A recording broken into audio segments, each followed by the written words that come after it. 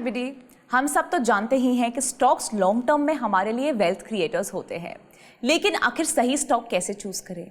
कैसे पता लगेगा कि ये स्टॉक लेना फायदेमंद होगा कि नहीं? जितना ज़रूरी है स्टॉक्स में इन्वेस्ट करना, उतना ही ज़रूरी है उस स्टॉक की इन्फॉर्मेशन होना। मतलब कि जो स्टॉक आप खरीद रहे हैं आपको उसके बारे में पता हो।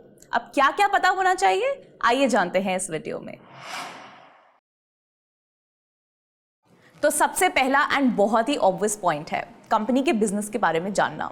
वॉरेन बफे, जिन्हें दुनिया का one of the best investor माना जाता है, उनका कहना है कि invest in the companies you believe in, यानी कि जिन कंपनीज पे आपको भरोसा है, जिनका बिजनेस आप समझते हैं, मॉडल समझते हैं, फाइनेंशियल्स पे ट्रस्ट करते हैं, उन कंपनीज में इन्वेस्ट करना चाहिए।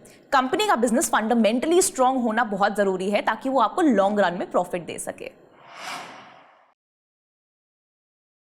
एक स्टॉक खरीदने से पहले कंपनी के प्रमोटर के बारे में जानना बहुत इंपॉर्टेंट है। प्रमोटर्स कंपनी को रन करते हैं, यानी कि वो कंपनी को चलाते हैं। कंपनी का फ्यूचर मेजरली डिपेंड करता है उसके प्रमोटर्स के डिसीजंस पे। ऐसे में बहुत सारे प्रमोटर रिलेटेड फैक्टर्स आ सकते हैं जो कि आपको कंसिडर करने चाहिए। लेकिन ये भी देखना ज़रूरी है कि प्रमोटर होल्डिंग कितनी है उस कंपनी में, और प्रमोटर्स क्या और कोई बिजनेस कर रहे हैं या फिर नहीं। ये फैक्टर्स आपको उस स्टॉक को बाय करने और उसकी डिसीजन मेकिंग में हेल्प करेंगे।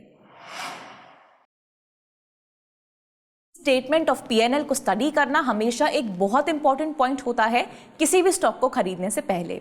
इससे आपको उसका net profit margin, return on capital employed, asset turnover जैसी डिटेल्स मिल जाती हैं। शायद सुनने में ये सब कुछ थोड़ा सा कॉम्प्लेक्स लग रहा होगा, लेकिन ये उतना भी मुश्किल नहीं है। जैसे आप कोई चीज़ खरीदने से पहले उसका प्राइस देखते हैं, वैसे ही स्टॉक को खरीदने से पहले उस कंपनी के रेवेन्यूज और प्रॉफिट्स देखने जरूरी हैं।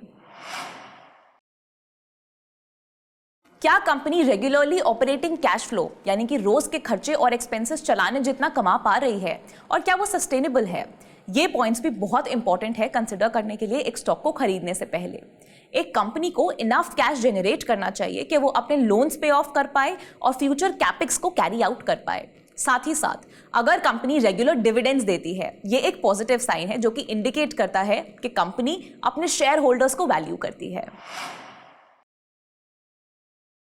आपको ये ज़रूर पता होना चाहिए कि वो कंपनी जिसके शेयर्स आप खरीदने का सोच रहे हैं और जहां पे आप अपना पैसा लगाना चाहते हैं, उसका डेट यानी कि उसका कर्जा कितना है।